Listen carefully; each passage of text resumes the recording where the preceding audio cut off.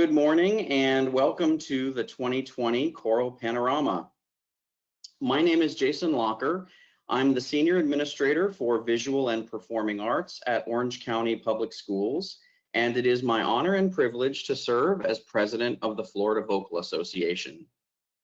Before we get started this morning, I'd like to take a moment to thank the staff of Head's House of Music as well as Hal Leonard for their partnership in making this virtual professional development opportunity available free of charge to the choral music educators of Florida and beyond.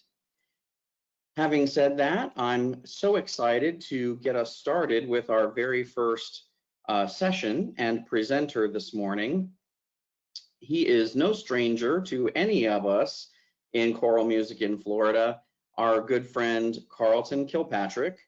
Carlton had a very successful career at Lake Brantley High School in Seminole County, where he served in the leadership of the Florida Vocal Association as a district chair, as well as our president from 2015 to 2017. And he is now a doctoral student at Florida State University in Tallahassee, working on his PhD in choral conducting and music education. His presentation this morning is entitled Engaging Non-Rehearsal Activities for the Choral Classroom. Let's welcome our first presenter this morning for Choral Panorama 2020, Mr. Carlton Kilpatrick. Welcome, sir. Thank you so much, Jason. Good morning, everyone. It's a pleasure to be with you in these interesting times. And thank you, Jason and Head's House, Hal Leonard, for putting on this conference for all of the great educators, not only in Florida, but I'm sure people from all over the country are hopefully joining us for a little bit of professional development this morning. The section I'm going to present this morning was really designed to be not COVID related, but I have done a little bit of work on it to make it perhaps a little more COVID friendly. Unfortunately, we're dealing with that, and I know that many of us are finding that challenging. And I want to start by saying that as someone who is out of the choral classroom game at the moment, I have been so moved and so profoundly impacted by the hard work of all of you in classrooms, trying to keep things going in the spring and trying to figure out what we're going to do in the fall. And I want to start by saying that the first thing that I hope we're all going to do is take care of our students. And I'm so glad that some of the sessions later today will be dealing with that topic, because just as we are feeling unsure and perhaps afraid, so are they. And I think that if I was in the classroom, that would be the first thing I'd want to talk with them about is, how are they? How are you? So I hope all of you are thinking in that way as well. And the ideas I'm going to present today are things that can also be in that mix while we're trying to figure out what to do when we can't do standard choral rehearsals. So without any further ado, let's just get into it. First of all, I do have two beautiful dogs, and they may be joining us today, unfortunately. They're currently busily occupied with busy toys, but if they do make an appearance, just bear with us. They don't quite understand online meetings yet, but they're good boys, so bear with us if that happens. So the idea of the session is, how can we effectively integrate some of these things that we maybe leave out during our rehearsal-driven regular school year? Every period seems too short. There's not enough time. Maybe there's a pandemic. You never know. So how can we prepare for performances, which is the biggest part of our job, we know that, while still kind of addressing standards, teaching musicianship skills, things like that. So here are some of the things that get left out in our normal year. Musicianship, that's not just sight reading, intervals, chord qualities, all of those aspects of music, listening, describing music, using musical terminology and elaborative vocabulary, and also becoming a critic, understanding how to describe music in a way that helps people understand why you liked it, or perhaps why you didn't like it. Composition and dictation, to me, this is the yin to the yang of musicianship. They're going to help deepen those skills and help develop those skills. History and understanding, This is where you get into your cross-curricular stuff with history and English and science and math and placing music in context. And also, it's an opportunity to discuss social issues when we're performing music from other cultures. And also, we're making broader connections to how music affects us internally, what it makes us feel, what that special part of music that's kind of ineffable, as we sometimes say in the literature. And lastly, improvisation. And that's the one we're all scared of because we're not particularly trained to be improvisers. That's not what we learned in school. So hopefully today I'm going to give you some ideas about how to address each of these 5 topics in your classroom. First of all, musicianship. I would absolutely advocate to you starting the year with a music theory pretest so you can track student growth throughout the year. The biggest thing here is to have a method and stick to it. In my own personal experience as a sight reading judge for the Florida Vocal Association, I have found that the choirs that are the most successful are the ones that clearly have used a method and come in knowing exactly what they're going to do. The time to start solfege is not in the sight reading room. It's the first day of school. I would strongly recommend to you, this is my personal bias, counts and movable dose solfege as your systems. I like counts because that's what instrumental musicians use, and I always think that we need to be aware of making sure that our singers are just as musicianly as instrumental musicians and understand counts. It also, I think, helps understand other meters once you get outside of 4/4. And movable dose solfege, there's just some really solid research that says that's a good way to start. Though, of course, I know there are people that are hardcore numbers, hardcore fixed do. That's great. The research really says have a system and stick to it. Add interest to this by changing your approach regularly and use a bunch of materials. FVA sight reading books, independently published sight reading books, create your own, have the students create them. Anything that's going to mix it up for them, not the same thing every time. And really take the time to teach your beginners. I found that if I really focused on musicianship with my freshmen, then it was just something that we could continue to do later in their study with me as to develop what we'd really focused on that freshman year. And one of my favorite websites for using music theory online is musictheory.net. I know many of us are familiar already. If you see here, there are lessons where the students can interact physically with these lessons, and then there are wonderful exercises. So for example, if we want to work on note identification, you would say, well, obviously we know that's an A sharp, and they can practice this on their own, and then they can send that score to you via a link. So if you set up a Google document where they can plug in the link, then you can go in and check their scores, which is something that's really wonderful. And as you see, not only do they have staff identification, staff construction, keyboard, fretboard. Down here, there's some wonderful ear training resources that I always used for Florida Vocal Association All-State testing. I'm sure many of you are familiar with this one, so I'm not going to belabor it. Here's the code checker if you're going to do that. You can customize an exercise you see here. Alrighty. Now, this is something that I designed in my last couple of years teaching at Lake Brantley, and I called it the Sight Reading Project, and it was a year-long project that every single student was involved in. Here you see their official record sheet.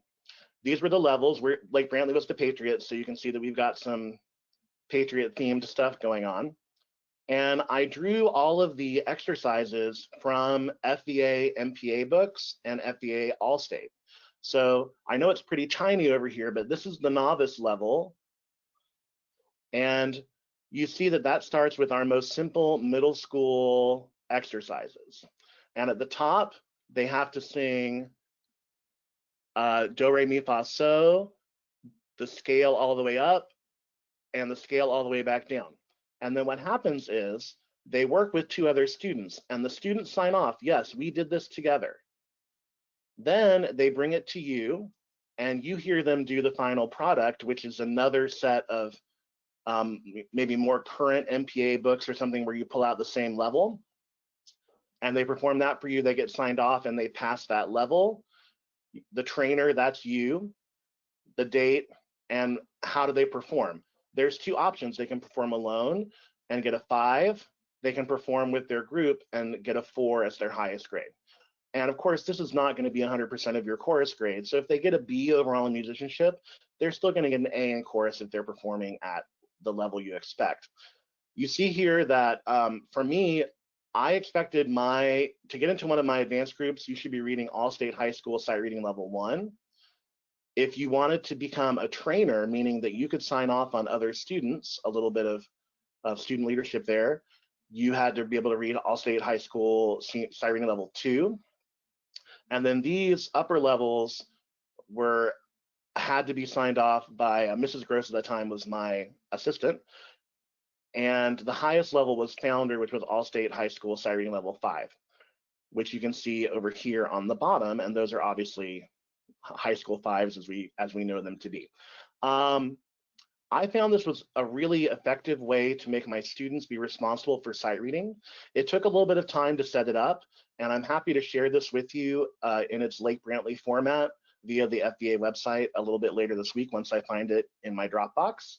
And it's something that they didn't like at first, but as they kind of took some ownership of it, they really started to say like, oh, you know what, I want to do the next level. I'm getting better at this. I did have students go all the way to Founder. If you got to Founder, we made such a huge deal about it. Every time you passed a level, we made a big deal about it. But if you got Hamilton or if you got up to Founder, we really celebrated you because you had done some extra work. Also, obviously, we use these kind of musicianship worksheets all the time. These are just a couple of examples of mine. I always like to make them be working on their solfege. Do they do their hand signs? And then these are just blanks. And sometimes I would write something on the board, have them copy it down, or I would have one pre-made that I was projecting they had to copy down. I liked to make them practice their musical notation. So don't always give it to them written out. Make them be responsible for writing out the music notation as well. The next area we're going to talk about is listening. I think graphic organizers are key here, some way that your students are going to be interacting with listening the same way every time. That way they know what to expect. A lot of these ideas are going to require a little bit of groundwork on your part, but then once you have established them and the students know what they're doing, they just run themselves. I really stressed using correct grammar. That was one way that I made my administration happy to show that I was working on writing goals for our school. One great thing to do is to share your favorite music. Share music that you can speak passionately about and engage with students. Be a real stickler for rules when you start to let students share their music, and I'll talk about that a bit more in a second. Celebrate all kinds of music. They have a very small musical sphere of influence, and I think one of the most exciting things that you can do is expose them to the wider world of not just European art music, but music from all world cultures, music from the, just things that they would never expect. They will surprise you with what they like and don't like. And the most delightful thing is they will start approaching you with like, have you heard of this piece by so-and-so or this piece, or and that's the most exciting thing. I still have students that send me links to like cool things they find on the internet they think I'll like, which is so special. And it's a direct output of doing listening exercises with my classes for years and years. Make sure that they elaborate on their criticisms. That, of course, we know is the big thing about writing is elaborating, but also they want to slide with a, I liked it, I didn't like it. Make them elaborate. Why didn't you like it? Well, I didn't really like the lyrics because they didn't make it, they didn't speak to me in any way, or it was too fast. I didn't like, this particular sample if you're listening to something like a pop music piece, etc. And this is also a great time to preview composers and styles that might be coming up in your future repertoire. So this was my standard musical listening graphic organizer. It's reworked from something that James Bass presented at an FVA summer conference 18 years ago, probably. But here in the top, where you have the most space, you're going to be a critic. Give 3 reasons you liked it or didn't like the selection. Use complete sentences. So there I'm hitting some English goals. I'm hitting some music listening goals. In the middle, we're putting things we know because we are studying music. That's where we want to work on terminology. And you're going to have to spend some time teaching tempo terms, teaching form terms, and this is where you do it. You know, the first time you play something that's allegro for them, you add allegro to your musical glossary, and then hopefully in the future they can start using that term interchangeably with fast, and then eventually, you know, really make a connection about what allegro is or is not. And then down here at the bottom in the point, these are things that would be obvious to anyone, not just musicians, but if you went to somebody on the street and played Sicut Chervus, what would they say? Oh, well, I'm hearing a choir, there's voices, there's men and women possibly, I don't hear any instruments, it's in a language that I don't know. Maybe the kids will know it's Latin. A lot of times they say Italian when they hear a Latin piece, or sometimes they say really strange things when they hear a Latin piece like Russian, and you wonder about that child, but that's okay. And then down here at the bottom, you put in what the title, composer, and style period were. Why are there two on one page? Because I probably made them do one that I wanted them to hear, and then I let somebody in the class play one for us. So here are the rules if you're going to do that and let students play things for you. They must use a radio edit. It has to be less than 3 minutes. And if you're in an actual face-to-face classroom situation, they have to have their own device and have it ready to go. And I would usually, you know, I'm thinking of a number between 1 and 100, and whoever was closest got to share. And then they were crossed off the list till everybody that wanted to, as you know, just make it fairly. And some other activities that you can do with listening, the triangle elements can be used while they're watching a musical or an opera, and they're maybe doing a little triangle about each piece they hear. You can use a 4-question prompt, which you see there. Oh, oops, I stopped sharing my screen. I'm sorry about that. And just free journaling. And then you can also use these triangles to create Venn diagrams and then write compare and contrast essays. And then if your school has an essay writing requirement, you've checked that off. So just some ways to utilize listening in the classroom.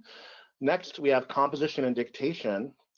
I think the big thing here is that you have to start small, start simple, and really be clear about what you are asking them to do with each assignment, and then give them plenty of tries. This is something that they are not going to take to with ease. You're going to have to ease them into it, and you're going to have to scaffold it so that you're tying in beginning notation with beginning composition with beginning dictation.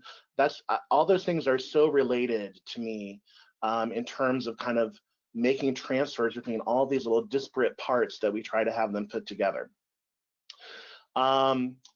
So make this part of your daily sight reading routine. Just a little quick dictation, a little short composition activity. All these activities are designed to be less than 10 minutes so that you can move on to other things like the rehearsal that you need to get done, or grading all these assignments that you're doing in quarantine, whatever you're using your time in this particular teaching scenario. 2 websites that I like here. The first is Noteflight. That's kind of like Finale or Sibelius online, a great way to let them interact with traditional musical notation. I'm not going to show you that one, but I do want to show you this online sequencer.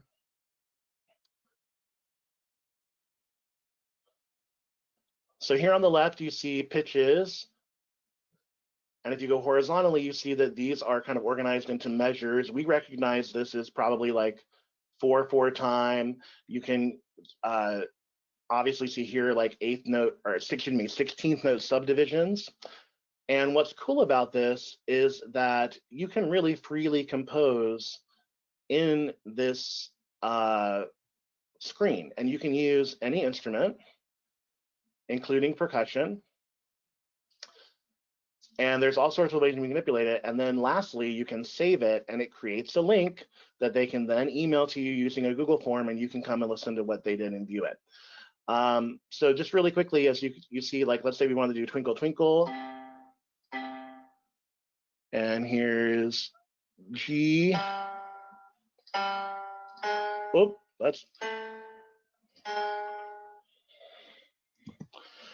You get the idea, I'm sure. And then you can layer in other effects. You can layer in chords. So maybe the assignment that you give them is something very prescriptive, like go to online sequencer, put a C on the downbeat of every measure, put a G5 on the second beat of every measure. And then you are looking for something where they're all doing the same thing.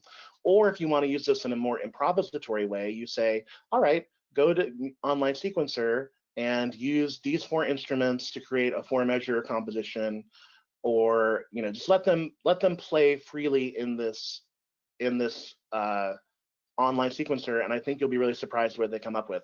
There's also over here on the right a whole bunch of examples that people have done that are really fascinating. Some of them are almost graphic in nature, really interesting stuff. So there's unlimited possibilities of creativity in this online sequencer program. So let's talk about structuring a composition activity. So you see that I was pretty prescriptive here. Compose a 4-measure rhythm in common time. You must use 1 whole note and 2 quarter rest. Any other combination of half notes, quarter notes, and eighth notes may be used. Notice I didn't say whole notes, because they will turn in 4 measures of whole notes to you and think they're really smart. So you've got to outsmart them a little bit, and again, be really prescriptive and say, here's what you're allowed to do, here's what you're not allowed to do. And there's an opportunity here. This could be done in a digital environment, everyone clapping 1 measure of their composition. Then you can scaffolding, add some solfege syllables, and etc. You can even sing all the compositions at the same time, just have a crazy mishmash of Zoom style chorus just for fun. There's all sorts of things you can do to make this not just write a 4-measure melody. They're not ready for that. Give them the steps, and then maybe by the end of the year, they could write a 4-measure melody. This is a method that I was taught for dictation by a grad student in my undergrad, and I think it's a way to get them started where they don't have to they don't have anything to kind of grasp onto. There's nothing to hook into. So what we've done is we've got 4 measures blank.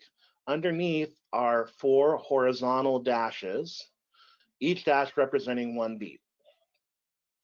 So this would be what they would start with seeing, and as they hear a musical event, they take their pencil and they make a vertical stroke, and they make a stroke every time something happens musically. So if you look down here at the example, in this first measure, they would hear 4 quarter notes, while the musical event was at the beginning of the beat each time.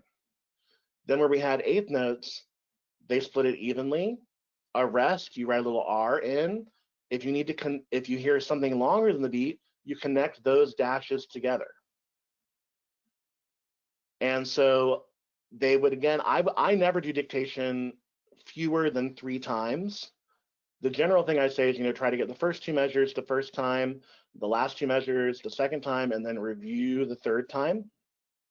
So they would be listening, they would hear ta, ta, ta, ta, ta, ta, ta, ta, ta, ta. You hear Max there in the background. I apologize for that. And that's how you use this method. Again, it takes some time. You're going to start really simple, just quarter notes and quarter rest. Add in eighth notes. I think that one of the hardest things for students to comprehend is subdivisions of the beat, particularly when it relates to dotted quarter eighth note patterns. And this is a place where you could show them that in a visual representation. And I found it to be very helpful with beginning dictation. Obviously, once you get into more complicated rhythms, it's going to be too much. But this is a starting point. And the big thing is students will want to turn in just this down here, these dashes, when what you want them to turn in is this written out music notation. So do be a stickler about that. They've got to notate it in musical notation sometimes. When that's the expectation, make sure they know that. Here's what I would give them at the beginning of the year. And I would say, all right, get out your dictation. We're going to do 4 measures, put it away. Lasts less than 5 minutes. These are my big strategies for doing dictation. You got to keep a silent, steady beat. As I said before, isolate 2 measures at a time. Think the counts, or the ta-ta-tees or whatever it is in their head. If they're thinking 1, 2, 3, 4, 1, they're going to know where the bar lines are. Memorize the example and check your answer. And then, as I said, translate the shorthand back into musical notation. History and understanding. To me, this is where you start making connections about your repertoire. Again, we're thinking small chunks, one concept at a time. That's so you don't overwhelm them. But again, also, these are intended to be shorter form activities. One thing that I love to do to kind of guide my teaching of history that year is to pick something that all the classes are going to get to sample with. An obvious one is madrigals. Canons would also be very easy to do. And then that kind of sets you off on a little study of whatever it is for that semester. For example, one semester we did a concert that was madrigals and millennials, and every class sang some Renaissance madrigals, some contemporary madrigals, and then pieces by millennial composers to get, so just kind of that, you know, some of the most recent music written and some of the oldest music written that we have notated. I thought it was a really fun contrast, and it allowed us to kind of get into talking about madrigal style, the Renaissance period, when they were able to hear in the concert other types of madrigals, they were able to make some connections, and it was really powerful. Another concert that I did was Music of the Tropics, where we did music from all around the world, from countries that were between the Tropic of Cancer and the Tropic of Capricorn, and we had a good time kind of looking at different musical traditions in those places.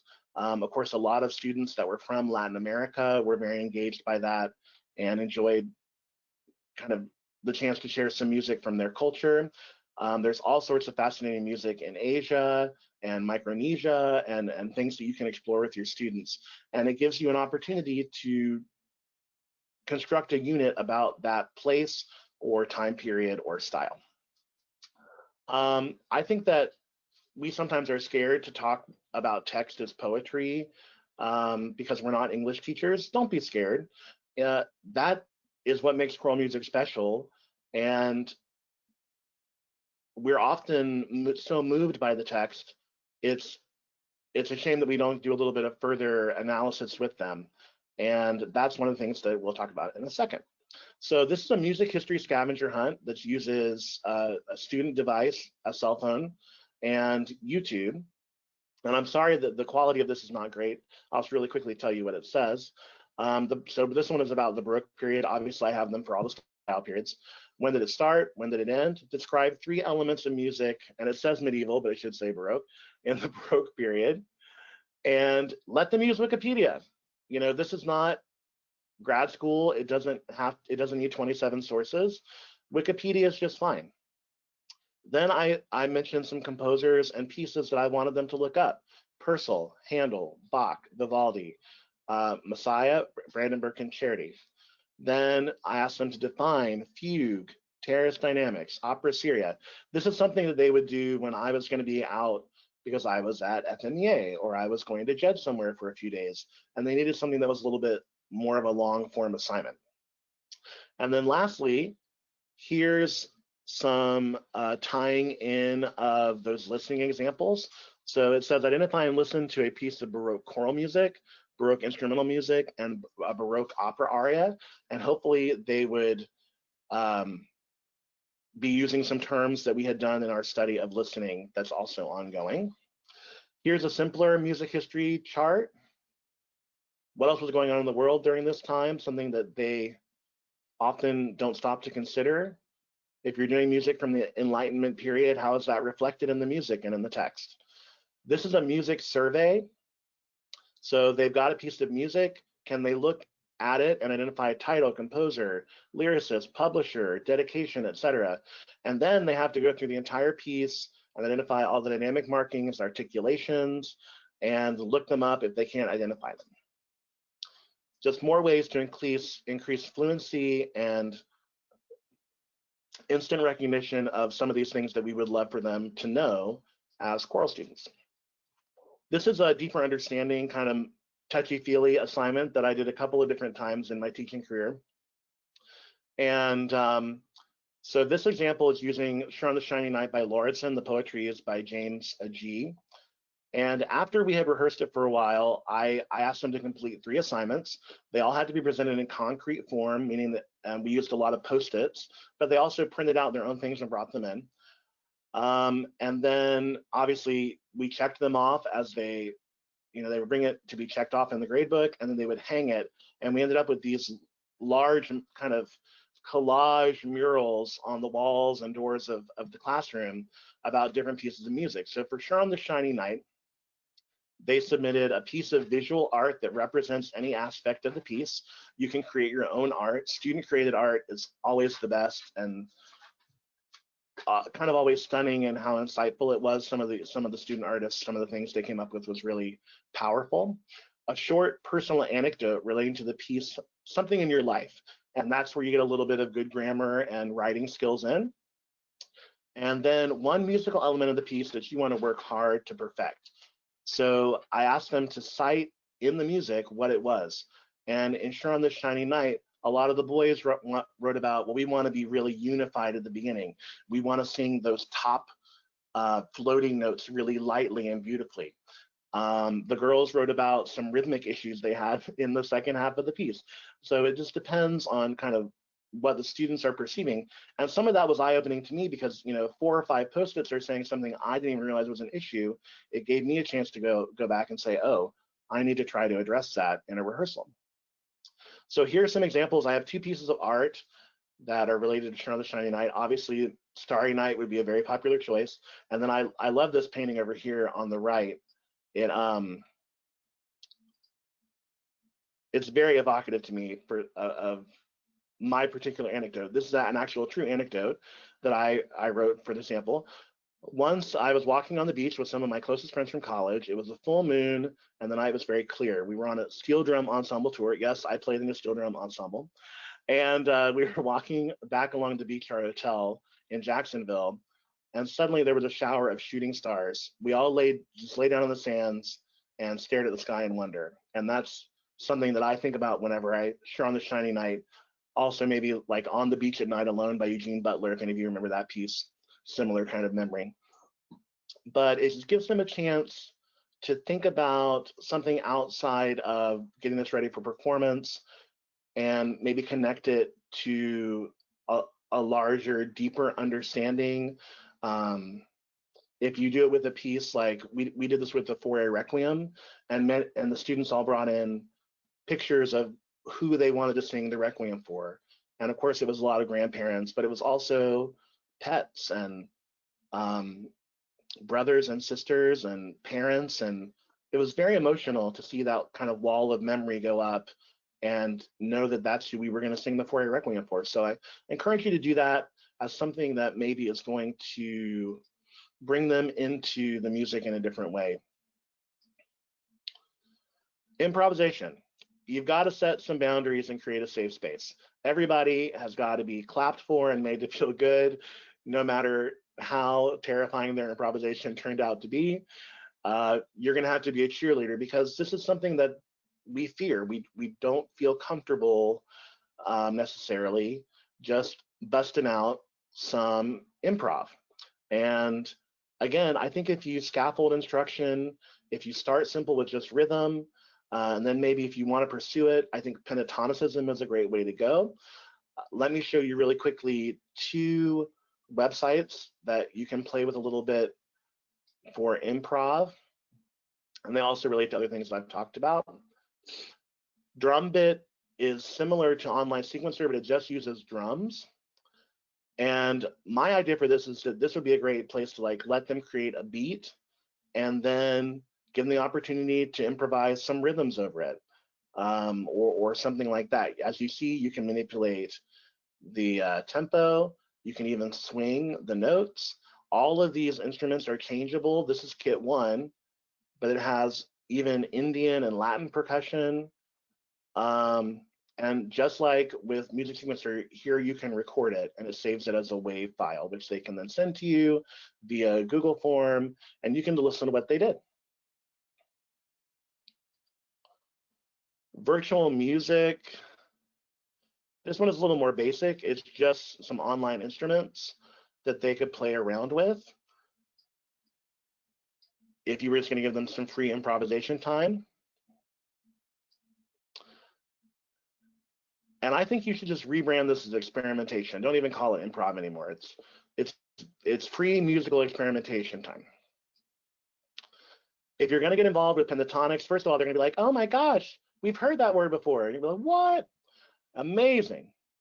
And here, as we all know how it works, go back to some of your ORF training from elementary methods. Think about how ORF stuff uses ostinati, it uses circle songs. Remember, you can play the pentatonic scale using only the black keys on the piano. If you want somebody to improv, just say, play these 5 black keys, and I'm going to give you a basic chordal structure to kind of go along the top of it. And it will give them a chance to play around a little bit and see what they can do. Obviously, some of these exercises, for improv in particular, are a little bit harder to transfer to an online format, but I'm sure that the wonderful, intelligent people watching this presentation, their brains are spinning already on some ways they can maybe adapt some of these ideas for fall or spring or however long this keeps going. So how to make the time? This has to become routine. Like I said, if you lay down the groundwork of teaching the students all of the little assignments that I've kind of covered, then they will be able to do them on their own, which is fantastic. So for me, I've taught on 15-minute schedule, I've taught on a 90-minute schedule, I've taught on a 120-minute block schedule, and in all of them I use some format of these exercises I'm showing you. They were a daily notebook grade. You could call it a portfolio, you can call it a weekly notebook, you can call it whatever you like.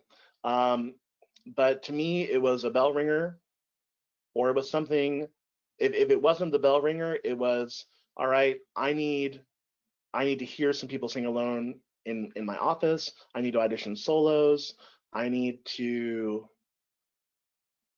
be off campus suddenly. All of those things, the notebook was like a backup plan. If I needed an emergency subplan, oh, well, tell them to open their notebooks and do the next assignment or whatever have you. Then you see a little bit of how I would incorporate that into rehearsals as well. I'm a big warm-up guy. Many of you know that about me, so I like a lot of time for warm-ups. But you've got to make them accountable for it. If it's not attached to a grade, then they're not going to do it. Oh, hold on, I'm going to go back one. So what's in the notebook? Go ahead and give them several pages of rhythms and melodies where they can write in counts and solfege. That's your subplan. That's your, there's an emergency and I need to go with this kid who has, broken their finger up to the front office, and the band director is going to watch them during their plan period and, okay, do the next 10 rhythms and melodies. Music theory worksheets, blank setups of staff paper and dictation and composition. Then you can also add story maps. Story maps, that's my ultimate emergency subplan. A story map goes with a movie, and they have to write about the plot and the characters, and then analyze the music using a modified kind of triangle system that I showed you earlier. They can put their essays, things they did with subs, other assignments. They have to keep everything numbered and tracked, or you will, because every class is going to be slightly different. You're going to try to keep them all in the same place, but it's not going to work. And or maybe and then you have to take that grade. Here's an example of where you could have students grade each other's notebooks. You can grade them. You can ask them to take out 10 items, on the day of notebook checks. Okay, take out number 3, number 7, number 8, staple them together and turn them in as a representation of your notebook. And again, I also want to say that I realize that a lot of the ideas that I just talked about are not groundbreaking. They're not the newest thing on the block, but they are things that have worked for me in my classroom. And I hope that even just one or two has resonated with you and maybe it's something you want to try. So save longer form activities for sectional days, voice testing, FMEA, All-State, those couple days we have to miss. That would be things like the music history scavenger hunt, listening essay. The great thing about these is subs can manage a lot of these activities too. And you're hitting a lot of admin hot points. They're writing, they're working in groups, there's lots of assignments, there's lots of assessment. Great to kind of help you defend to that administrator who doesn't understand what you're doing in rehearsal and how that is all of those things as well. So let's talk about where we are right now. Unfortunately, this is what we're dealing with. And I know that there are still so many questions and there's so much uncertainty, even as plans are starting to develop, we still truly don't have a good idea, most of us, what the fall is going to look like. So I've tried to go back and take some of these ideas and think about how they could specifically be learned, or excuse me, specifically be used in an online learning environment. So here are some quorum tips. Haha, can we laugh at this yet or no? Quorum tips for musicianship. First of all, utilize those websites. Let them do the work for you.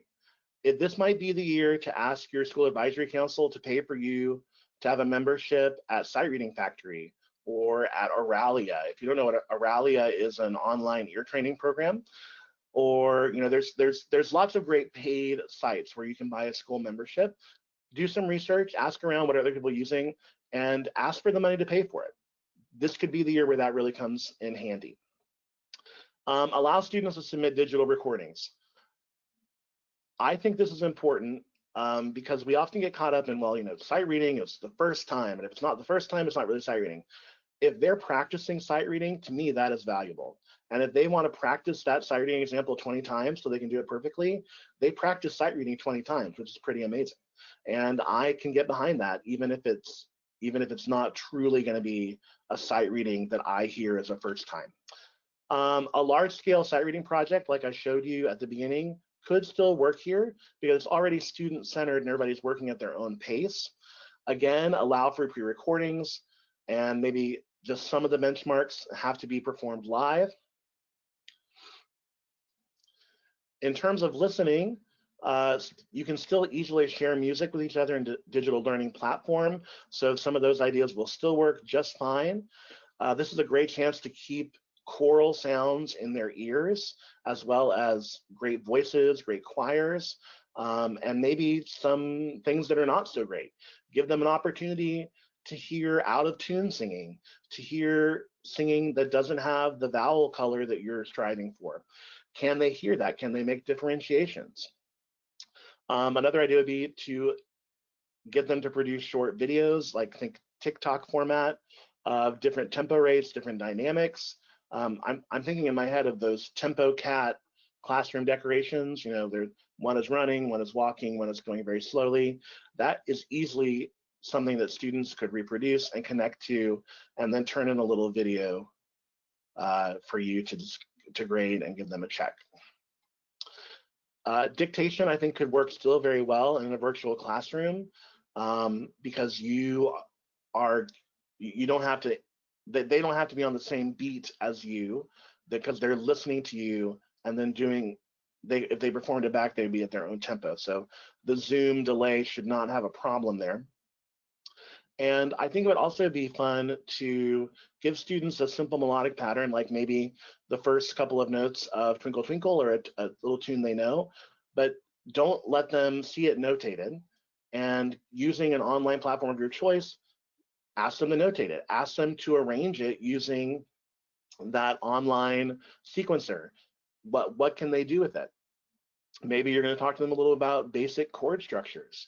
You don't have to get into Roman numerals and things of that nature, but depending on where you want to go, don't be scared to dive into something that's new to you. History and understanding. Some of the the collages I talked about could be created using a digital bulletin board. For example, a PowerPoint slide or a Google slide that's got lots of images and links and information. Then you put that all into one big presentation, let everybody have a chance to explore through it. Maybe there's a little quiz at the end. Analyzing text of one of their favorite songs versus someone else's favorite song. I was kind of thinking, maybe someone a little bit more advanced in years that might give them a really great 70s ballad or something that had great text, and then one of your favorite songs. What are the differences? What are the things that are the same? Are there still metaphors? Are there still similes? Is there alliteration? Partner with an English teacher. If you're not comfortable with those terms, get some cross-curricular stuff going on the poetry of Robert Frost as has been set to music for choirs. So there's English students analyzing the text in collaboration with chorus students who are analyzing the text. They're looking together at Randall Thompson's arrangement. They're talking about why he made certain choices. Did he try to bring out certain words?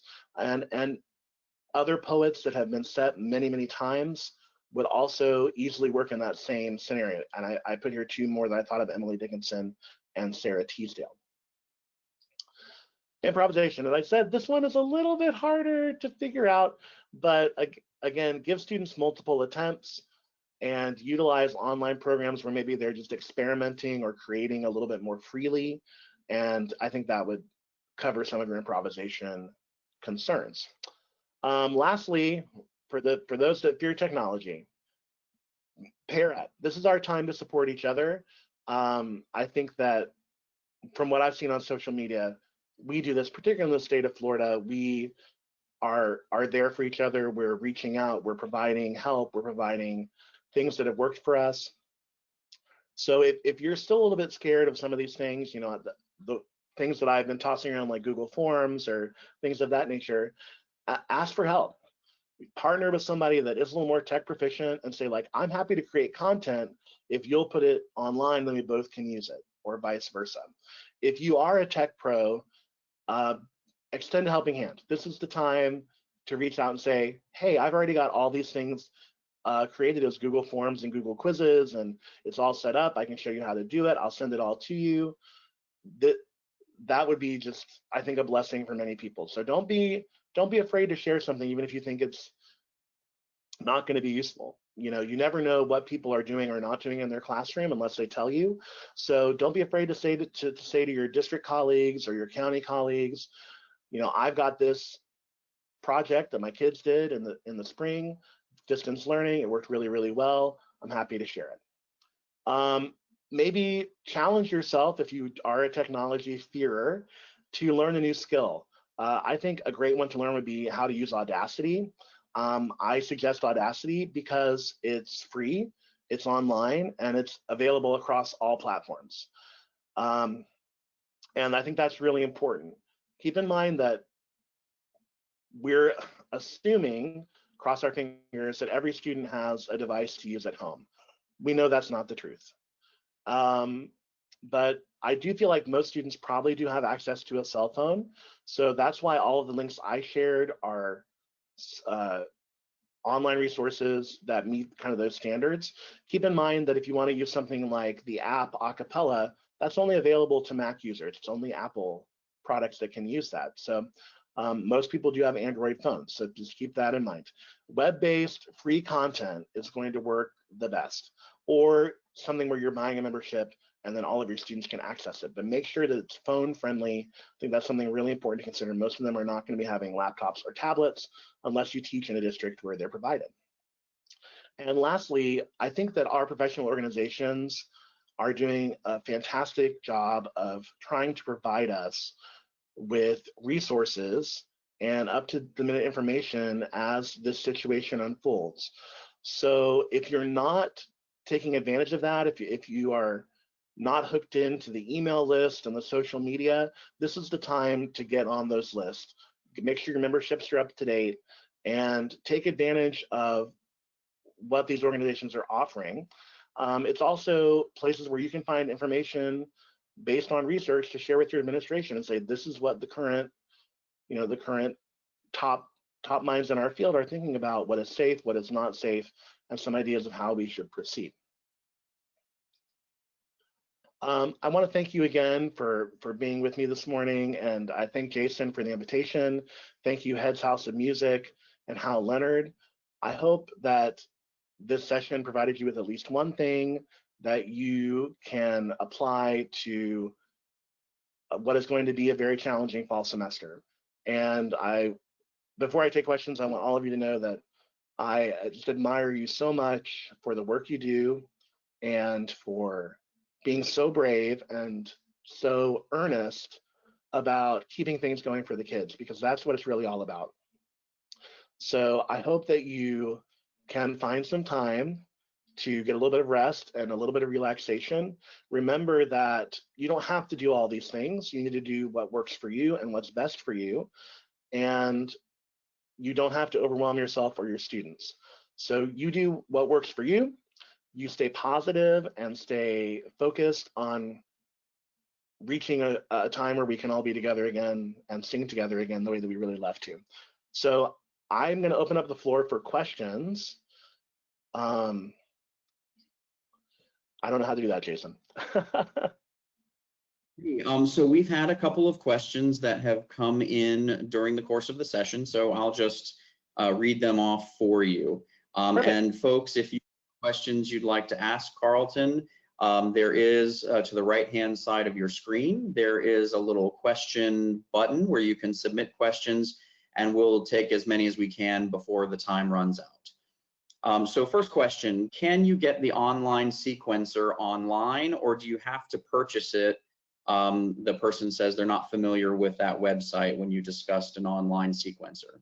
Everything I showed you today is free and available online right now for you to use. Nothing that I showed you today requires a membership, so that should be good to go.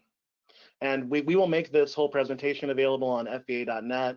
And like I said, I'll get into my Dropbox and dig out all these PDFs and things and make those available to you, because if there's something here that you can use, I want you to have it. Great. Another question that came in was asking, what could we use as an electronic notebook? Well, I think it depends on how your district works digitally. Do you have Canvas? Do you have Blackboard? Do you have Google Classroom? I think an online notebook could be just a simple folder and a Google. I'm a big Google person, so create a notebook for that kid where it's linked to them and to you. They put stuff in it. You can look at it. That would be an ideal situation. But if you don't have that, you could do it with Dropbox. And again, maybe you want to ask your school advisory council to help you upgrade your Dropbox to accommodate that. Great. There were several requests to see if you would be willing to give your slide presentation out, make that available to folks. That's totally up to you, but if you're okay with it, we'd be glad to share it with attendees after the fact. Yes, I'm happy to send that to FVA to post on their website. It will cost people from Orange County $100 a piece, but everybody else free. Just kidding. I love you, OCPS. Here's another question. Do you have any thoughts or suggestions for a fall learning environment where we will do face-to-face instruction in the choral room, but also need to have the lesson available for online learning? How can we streamline and not do double duty on a daily basis? I think that is the biggest puzzle to be figured out. And it's going to take, I don't have a great answer to that, because it's something I've never done, something none of us have ever done. Again, I would encourage people that have ideas to share in our social media groups, or just to Facebook blast in general and say, I have an idea. I think that if you can plan it, as it's really planning probably is going to be the big thing. If you get everything set up where even the students in your classroom are interacting digitally with most things, like even though you're giving face-to-face instruction, they're still like, I'm submitting this on my phone right now, even though I'm sitting here in the room, just as somebody at home is. That is maybe one idea. Again, it's hard to conceptualize that. And I think it's the biggest challenge many districts will face, because I know that many of you are looking at that blend. So if you have ideas about that, please be sharing them. And together maybe we can come up with the perfect solution. But I would say for sure, try to minimize what you're doing where students that are in the room are interacting digitally just as the ones at home are, for the most part. Like, they're there with you, but they're still, everything is digital. Great. All right, well, I don't see any more questions that we haven't already addressed. So, but I will tell you there's been a lot of folks using the question function to send in their thanks, their appreciation for your session, and for sharing all of these great ideas with us this morning. So thank you so much, Carlton. We really appreciate it. Absolutely. And let me say, I did take it down rather quickly, but you can reach me via email at carlton.kilpatrick@gmail.com or carlton@fva.net. And I would love to hear with you, try to help you if I can. And again, we'll make that the slideshow and all of the PDFs that I can find available to you at fva.net as soon as we can. All right. Thanks again, everybody. It was so great to be with you this morning. And I just wish you the best of luck in these times, and stay safe, stay healthy. Love you all. Thanks. Thank you so much, Carlton.